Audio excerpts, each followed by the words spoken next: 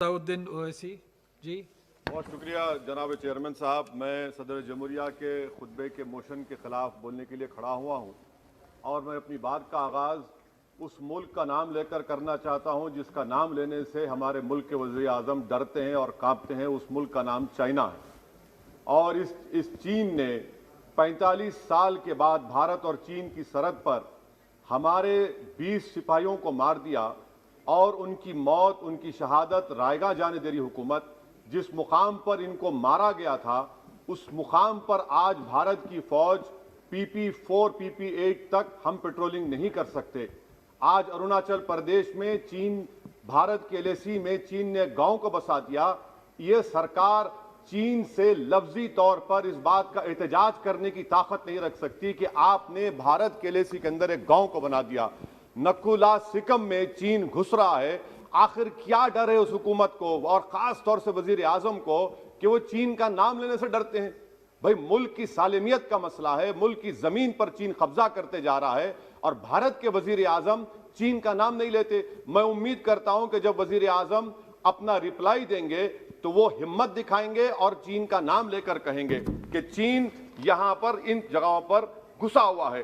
Sir, चीन आज भी अपना इंफ्रास्ट्रक्चर बढ़ा रहा है, वहां पर फौज को बढ़ा रहा है। मैं सरकार से जानना चाहता हूं कि जब बर्फ पिघल जाएगी दोबारा चीन हमला करेगा भारत की फौज पर, तो आप इसके लिए क्या तैयारी कर रहे हैं? और सर, मैं ये तकरीर इसलिए भी कर रहा हूं क्योंकि मैं एक आंदोलन जीवी हूं। मैं एक आंदोलन जीवी हूं, मुझे उसका फख्र है, इसलिए मैं खुल के बोल रहा हूं। अल्फाज छाप कर, किसी से डर कर बोलना मेरी फितरत में नहीं है। अफसोस तो इस बात का होता है सर कि जिस जगह पर हमको इंफ्रास्ट्रक्चर बनाना था हमने टिकरी पर बना दिया। जिस जगह पर हमको वो इंफ्रास्ट्रक्चर बनाना था हमने सिंगूर में बना दिया। जो इंफ्रास्ट्रक्चर की जरूरत थी हमने गाजीपुर पर बना दिया, अरुणाचल प्रदेश में नहीं बनाया। आखिर हो क्या रहा है? क्या किसान से जो बर्ताव किया जा रहा है वो ऐसा लग रहा है कि वो चीन की फौज बनी हुई है और जो चीन की फौज से बर्ताव किया जाना था आप किसानों से कर रहे हैं? तो मैं इस हुकूमत से जानना चाहता हूं कि इंफ्रास्ट्रक्चर और ये किसानों से क्यों जुल्म किया जा रहा है? सर, यहां पर ये तीनों कानून को लेना पड़ेगा वापिस, आपको आपकी अना को थोड़ा मिटाना पड़ेगा और तीनों कानून को वापस लेना पड़ेगा। सर, यहां पर मेरे को साहिर लुधियानवी का एक शेर याद आ रहा है। मैं साहिर लुधियानवी के साथ माजरत के साथ उस शेर में तरमीम करके कहना चाहूंगा कि जो मौजूदा हालात पर के साहिर लुधियानवी का शेर को थोड़ा तब्दील करके कि चीन पर करम, किसानों पर सितम, रहने दे थोड़ा सा भरम, ऐ जाने वफा ये जुल्म ना कर। ये साहिर लुधियानवी ने कहा था। हाँ, आपसे पूछ के करेंगे क्या?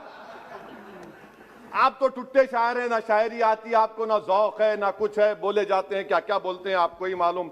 बहरहाल सर, ये जो किसानों का कानून है इसमें क्या काला है? काला इसमें यह है कि इस हाउस को एग्रीकल्चर स्टेट सब्जेक्ट है और वो कहां लिखा है संविधान में? एंट्री 14, एंट्री 28, शेड्यूल 7 में। और ये फेडरलिज्म के खिलाफ है। केशवानंदा भारती खास तौर पर कहता है कि फेडरलिज्म बेसिक स्ट्रक्चर है। तो ये सबसे बड़ा काला है। और सर, ये पूरा किसानों के एजिटेशन से क्या बात मालूम हुई कि सरकार को इस लोकसभा की अजमत, इसकी खूबसूरती की कोई इनके पास हैसियत नहीं है। सरकार इस ऐवान से डरती नहीं है। सरकार किससे डरती है? जब लोग रोड पर निकल कर आते हैं तो मोदी जी की नींद हराम हो जाती है। तो वही आप पैगाम दे रहे हैं कि लोग रोड पर निकले तो सरकार कहती है कि हम 1.5 साल तक कानून को मुलतवी कर देंगे। अरे आप कैसा बोलते? क्या इस ऐवान की तौहीन नहीं है कि आप यहां पर कानून अपनी ताकत की बुनियाद पर बनाते हैं और इस लोकसभा की अजमत को निस्तनाबूद कर देते हैं? तो ये बात आपने पैगाम दी कि जब लोग रोड पर निकल कर आते आप डरते हैं। आप बनाओ CAA के रूल्स, इंशाअल्लाह हम दोबारा रोड पे निकलेंगे, पूरे भारत में उसके खिलाफ एहतजाज होगा। सर, तीसरी बात, सबका साथ, सबका विकास, सबका विश्वास, ये भी झूठ है। क्यों झूठ है? बाबरी मस्जिद के डेमोलिशन का केस आता है, जजमेंट आता है और केस में कहा जाता है कि किसी ने नहीं तोड़ा। अगर सरकार उस जजमेंट के खिलाफ अपील क्यों नहीं करती? एक क्रिमिनल एक्ट सुप्रीम कोर्ट ने कहा डेमोलिशन ऑफ बाबरी मस्जिद को, आप हुकूमत में हैं, आप अपील इसलिए नहीं कर रहे क्योंकि आप अपने लोगों को पैगाम देना चाहते हैं। क्या पैगाम देना चाहते हैं? कि बेटा काशी मथुरा में भी तोड़ दो, हम तुम्हारे साथ हैं। अपील नहीं करना चाहते बाबरी मस्जिद डेमोलिशन केस को। क्या आप इंसाफ पसंद नहीं है? क्या आप मजलूम के साथ नहीं खड़े रहना चाहते? क्या आप जालिमों को जेल में नहीं भिजाना चाहते जिन्होंने 6 दिसंबर को बाबरी मस्जिद को शहीद किया? आपकी खामोशी इस बात का इकरार है कि आप तशद्दुद पसंद हैं। आप जबर के नाम पर आपके पास कानून की बालादस्ती का कोई रोल नहीं है। सर, चौथा पॉइंट, आंदोलनजीवी पैरासाइट। सर, जमहूरियत की बका के लिए, संविधान की बका के लिए आंदोलन करना जरूरी है, और वजीर आजम या कोई बरसर इख्तिदार जमात के लोग अगर आंदोलनजीवी पैरासाइट का लफ्ज इस्तेमाल करेंगे तो मैं याद दिलाना चाहता हूं सर आपके जरिए से इस हुकूमत को कि हिटलर ने जर्मनी में यहूदियों के खिलाफ इनको कॉकरोचेस का, टर्माइट्स का, उसके बाद 20 मिलियन, आप देखते हैं कि 2 मिलियन से ज्यादा यहूदियों को गैस के चैम्बर में डाला गया। इस तरह के अल्फाज इस्तेमाल करने से क्या आप भारत में वही जर्मनी की तारीख को दोहराना चाहते हैं? और सर आप सुन लीजिए। जी सर, थोड़ा बहुत क्या सर बोलते समय में। हाँ सर, जी सर, आप आगे ना सर, आप प्रोटेक्शन है मुझे, अब तो कोई फिक्र की बात नहीं, और खुल के बोल सकते सर। आप आ गए सर, स्पीकर आ गए सर, अब तो क्या है सर, आप हमारे लिए हैं। सर, यहां पर आंदोलनजीवी आंदोलन नहीं करना। अरे किसी शायर ने अच्छा कहा था कि जिसमें ना हो इनकलाब, मौत है वो जिंदगी, रूह है वम की हयात, कश्मकश है इनकलाब। सर, अब फॉरेन पॉलिसी पे आ जाइए। किसी इना मीना डीका ने ट्वीट किया, आपने परेशान हो गए। इना मीना डीका ने ट्वीट किया, आप खड़े हो गए। अरे कौन सी फॉरेन पॉलिसी है आपकी? भारत के अतराफ में जितने पड़ोसी हैं, चीन हमला किया, कौन सा एक पड़ोसी है जो चीन के खिलाफ बोलता है? बताइए। कोई नहीं बोलता, मुंह नहीं खोलता। श्रीलंका में आप पोर्ट बना रहे हैं, किसके साथ? जापान के साथ। किसको काम मिल रहा था? आपके नूरे नजर को, आपके नूरे नजर को, आपके चहीते नूरे नजर को। श्रीलंका ने कहा हम भारत को नहीं बनाने देंगे टर्मिनल पोर्ट यहां पर। आप बताइए फॉरेन पॉलिसी। सर, नेपाल का वजीर आजम कहता है कि भारत से ताल्लुकात उस वक्त तक बहाल नहीं होंगे जब तक कि भारत नेपाल की जमीन वापस नहीं करता। कहां सो रहे हैं सर आप? पड़ोस में कोई हमारा दोस्त नहीं है। चीन बांग्लादेश से कोविड की बात करता है, अफगानिस्तान से अमेरिका छोड़कर जा रहा है। क्या आपके पास कोई पॉलिसी है गनी हुकूमत को सपोर्ट करने की? आपके पास कोई पॉलिसी नहीं है। अच्छा सर, एफडीआई का मतलब अब समझाता हूं मैं। एफडीआई का मतलब यह है कि 5 फरवरी को ब्रैड शर्मन जो अमेरिका के रिप्रेजेंटेटिव, उनके पास भारत के अमेरिका के सफीर गए, तो ब्रैड शर्मन ने ट्वीट कर कहा कि भारत सरकार को इंटरनेट खोलना चाहिए, भारत सरकार को पीसफुल प्रोटेस्ट करना चाहिए। कौन होता है ब्रैड शर्मन जो भारत को सिखाए?